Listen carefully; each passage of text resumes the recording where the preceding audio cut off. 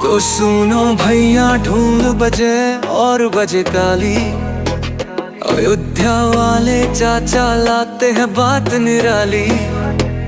हंसाते भी है सिखाते भी है, शब्दों के बाण चलाते भी है। खबरें सुनाए पर अंदाज है निराला, जाल है पुराना सब मिक्स डोज वाला।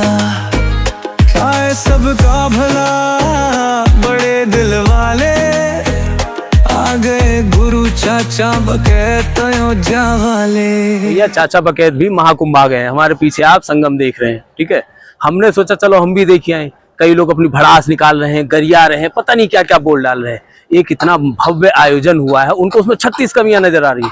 हमारे घर में, देहात में, गांव में जो प्रोग्राम होते हैं उसमें कितना भी बढ़िया आप कर लो, लेकिन कोई ना कोई कमी रह जाती है। अब सोचिए इतना बड़ा महापर्व है और उसके आयोजन में या उसकी व्यवस्था में कोई कमी रह जाए, उसके लिए अपने ही लोग अपने ही सनातन धर्म पे उंगलियां उठा रहे, सवाल उठा रहे।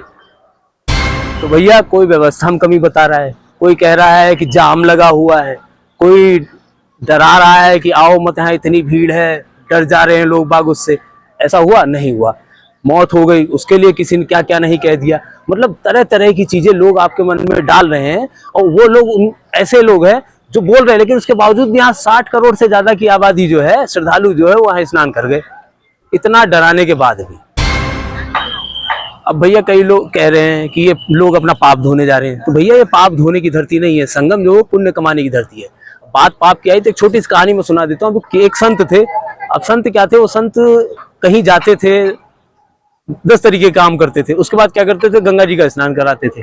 एक बार हुआ, 2 बार हुआ, 3 बार हुआ, तो उनके एक साथी संत थे, उन्होंने देखा तो उन्होंने कहा महाराज जब आपको बार बार ये कुकर्म करने ही होते तो आप क्यों बार बार गंगा स्नान करने जाते हैं। तो उन्होंने कहा अरे गंगा जो है वो सारे पापों को धो देती है। अब जब गंगा माता को ये चीज सुनाई पड़ी तो उन्होंने कहा यार ये तो गजब मानसिकता लोगों में बैठ गई है। तो गंगा माता जी ने ठान लिया कि इसको सबक सिखाना है। अगली बार जब वो संत पहुंचे गंगा जी के तट पर स्नान करने के लिए, तो उन्होंने देखा एक छोटा सा बालक है, और वो बालक क्या कर रहा है, बार बार अपना टी शर्ट पहन रखी है, वो टी शर्ट उतारता है, रेत में रगड़ता है, जाके गंगा जी में धुलता है, फिर पहनता है, फिर निकालता है, फिर रेत में रगड़ता है, फिर जाके गंगा जी में धुलता है। वो ऐसे ही बार बार किया जा रहा था। अब संत ने देखा कितना बेवकूफ आदमी है, वो गए उसके पास, कह रहे तेरे को जब ये बार बार गंदा ही करना है तो तू बार बार धोने क्यों जाता है।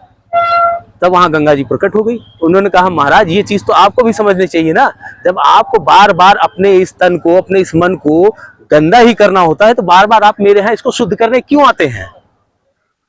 और ये जो आयोजन होता है ना, ये आयोजन कोई नहीं करता, ये आयोजन प्रकृति करती है। किसी की औकात की बात नहीं है कि वो महाकुंभ करते। महाकुंभ जो है नक्षत्र ग्रह और 10 तरीके की चीजों को देखकर, उसकी स्थिति और परिस्थिति को देख कर तय होता है। ऐसा नहीं है कि कोई आदमी कहते कि हाँ मैं 15 फरवरी को मनाऊंगा, कोई कहते कि मैं 10 फरवरी को मनाऊंगा, कोई कहते कि मैं 4 मार्च को मनाऊंगा। तो ऐसे नहीं हो जाता है। जब ग्रह नक्षत्र और प्रकृति इस चीज को तय करती है, तब जाकर महाकुंभ का आयोजन होता है, कुंभ का आयोजन होता है, अर्धकुंभ का आयोजन होता है। और इसमें सरकार कुछ नहीं करती है। महाकुंभ का आयोजन सरकार नहीं करती है, सरकार व्यवस्था बनाती है। ये व्यवस्था जो आप यहाँ देख रहे हैं, ये व्यवस्था सरकार ने की, जिससे साधु संत, अखाड़े, श्रद्धालु आराम से वो गंगा पर आकर स्नान कर सके, कल्पवास करके के भागी बन सके।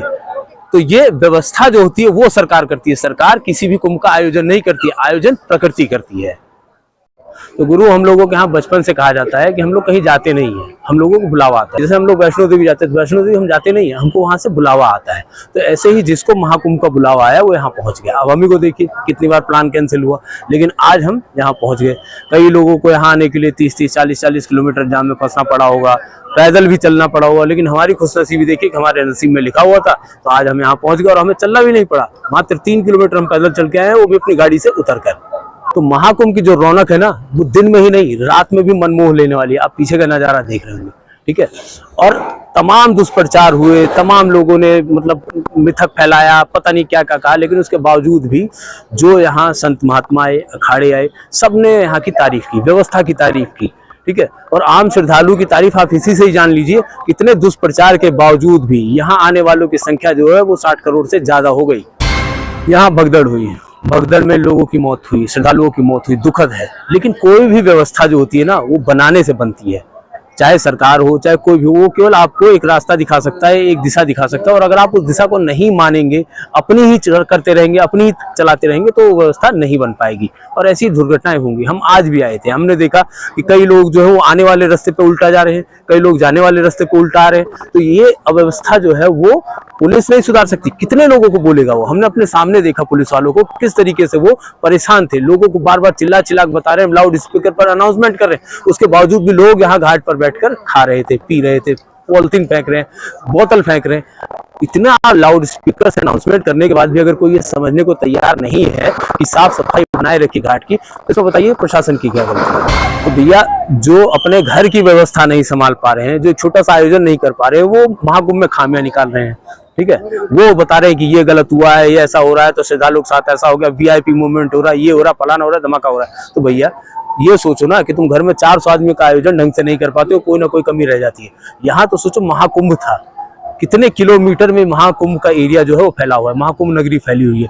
इतने बड़े एरिया में व्यवस्था बनाना, इतनी बड़ी व्यवस्था में सफाई कर्मी, पुलिस कर्मी, ठीक है, यहाँ और आप पीछे देख रहे हैं ये नाविक है, और इस तरह के कितने ही लोग जो है यहाँ पर इस व्यवस्था को संभाल रहे हैं। तो छोटा मोटा काम नहीं है, एक पूरा जिला बसाया गया, एक नया जिला बनाया गया, जिसके बाद ये आयोजन हुआ।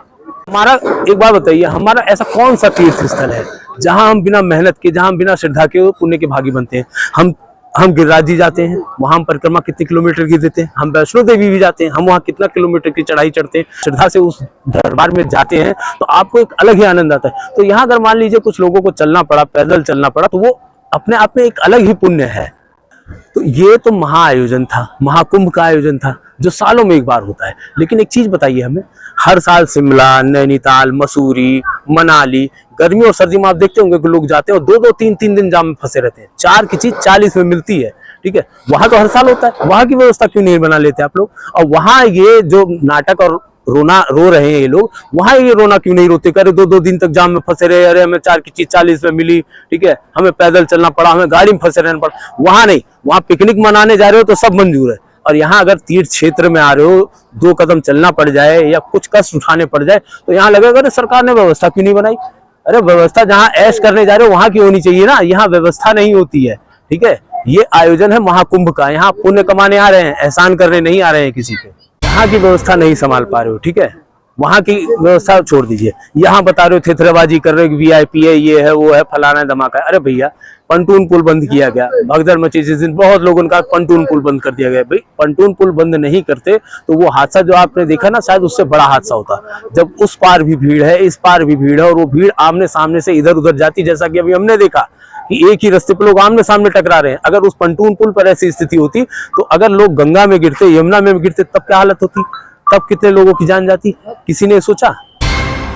तो जो लोग और जगह व्यवस्था नहीं बना पाते हैं, वो यहाँ की व्यवस्थाओं पर सवाल उठा रहे हैं, ठीक है, और उनका सवाल उठाना मुझे ना बड़ा बेकार लगता है, वाहियात लगता है। जहाँ कमाना है, मान लिया, चलो सरकार यहाँ भी कमा रही है, लेकिन सरकार वहां भी तो कमा रही थी, पहाड़ों में या तीर्थ स्थलों को छोड़ के जो पर्यटक स्थल होते हैं वहां भी कमाती है ना, अवस्था वहां भी है, लेकिन वहां कोई सवाल नहीं उठाएगा। यहाँ सवाल उठाएगा, क्यों? क्योंकि हमारे सनातन धर्म पर उंगली उठाने का मौका मिल गया, हमारी आस्था पर सवाल उठाने का मौका मिल गया, तो यहाँ सब थिथरेबाजी में आ जाएंगे, सबकी बकैती शुरू हो जाएगी, सब ज्ञानी बन जाएंगे। तो जो वीआईपी व्यवस्था पर सवाल उठा रहे हैं, मैं एक छोटी सी कहानी आपको सुनाना चाहूंगा। मैंने बचपन में एक किताब में पढ़ी थी, ठीक है, उसमें था क्या कि एक सेठ और मजदूर की कहानी थी। एक बार क्या हुआ, एक राजा की सवारी निकली। जब राजा की सवारी निकली तो रास्ते में वो सवारी रुक गई। अब पहले गांव देहातों में सड़क तो होते नहीं थे, पगडंडियां होती थी। तो राजा की पालकी जब रुक गई तो राजा ने सर बाहर निकाला और पूछा अपने सैनिकों से, भाई क्यों पालकी क्यों रोक दी? तो सैनिकों ने कहा कि महाराज, कोई मजदूर है सड़क पर सो रहा है, मतलब रास्ते में सो रहा है। तो राजा का उठा के नीचे फेंक दिया। भाई सैनिकों ने उसे उठाया, नीचे फेंक दिया। अब जब वो मजदूर नीचे गिर गया, तो गिरने के बाद में वो उठा और उसने भगवान की तरफ देख के कहा, हे भगवान, तुमने हम जैसे गरीबों को, मजदूरों को क्यों बनाया है? इसलिए कि ऐसे राजा निकले यहाँ से और हम लोगों को उठा के नीचे फेंक दें? खैर, आई गई बात हो गई। वो मजदूर काम करता रहा, मेहनत करता रहा, मेहनत करके वो सुपरवाइजर या ठेकेदार जो भी कहो, मतलब एक दिन वो उस नगर का वो भी एक बड़ा सेठ बन गया। अब तो बड़ा सेठ बन गया तो एक दिन उसकी सवारी निकली। जब उसकी सवारी निकली तो वही स्थिति जो उसके साथ कुछ साल पहले हुई थी, वही स्थिति दोहराई गई। दोहराया कैसे गया कि इनकी सवारी निकली, फिर इनके पगडंडी में, इनके रास्ते में एक मजदूर सोता हुआ दिखाई दिया। अब जैसे ही सैनिकों को वो मजदूर सोता हुआ दिखाई दे तो उन्होंने भाई पालकी रोक दी। फिर इन्होंने अपना सर बाहर निकाला और कहा कि क्या हुआ, पालकी क्यों रोकी? तो उन्होंने कहा महाराज एक मजदूर लगता है थक हार कर रास्ते पे सो रहा है। तो उन्होंने कहा उठा के नीचे फेंक दो। अब वही स्थिति देखिए कि मजदूर के साथ ये पहले हो चुका है, लेकिन उसने फिर से अपने सैनिकों को कहा उठा के नीचे फेंक दीजिए। भाई उसके सैनिकों ने जो आदेश था उसका पालन किया, उठा के उसको नीचे फेंक दिया। अब जो साहूकार बन गए, सेठ बन गया, वो उनकी भाषा सुनिए। वो भगवान की तरफ देख के फिर एक बार बोले कि हे भगवान, तूने इन जैसे गरीब मजदूरों को क्यों बनाया है? इसलिए कि हम जैसे सेठों के, साहूकारों के, राजाओं के रास्ते में आके हमारा समय बेकार करें। समझ गए? ये स्थिति का फर्क है।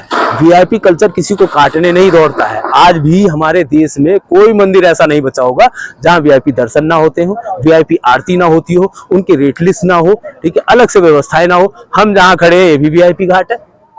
अब बताइए, तो वीआईपी जिसको मिलता है वो छोड़ता नहीं है। कल को आपको मिल जाएगा तो आप भी नहीं छोड़ेंगे, आपको काटने नहीं दौड़ेगा। लेकिन किसी को अगर मिल रहा है तो कोई जो सोचे, और सवाल कौन उठा रहा है? जो खुद वीआईपी कोटे में या वीआईपी के तहत आकर यहाँ स्नान करके गया, वो भी वीआईपी सवाल उठा रहा है। तो कुछ आसुरी शक्तियों के व्यवधानों को अगर छोड़ दें और कुछ फर्जी टाइप के लोगों की बकैती को छोड़ दें तो इस महाकुंभ का आयोजन सफल रहा। करोड़ों लोगों ने यहाँ आस्था की डुबकी लगाई, ठीक है। और जल्द ही चाचा भगत आपको फिर से मिलेंगे एक नए मुद्दे के साथ, एक नई कहानी के साथ। तब तक के लिए राम राम।